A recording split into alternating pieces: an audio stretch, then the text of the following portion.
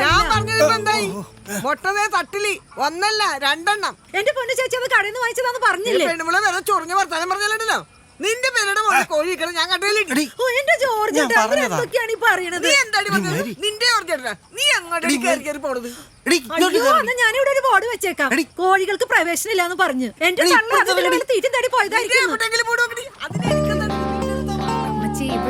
ഒന്നുമില്ല.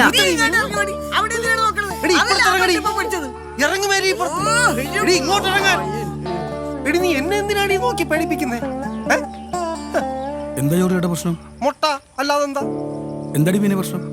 എന്റെ പൊന്നു ചേട്ടാ, ഈ തള്ള ഞാൻ മുട്ട കട്ടെന്ന് പറഞ്ഞിട്ട് എടാ പറീസേ, ഇതിന്റെ വല്ല കാര്യമുണ്ടോ? എന്റെ മുട്ട അടിച്ചു പറ്റേണ്ട കാര്യമുണ്ടോ?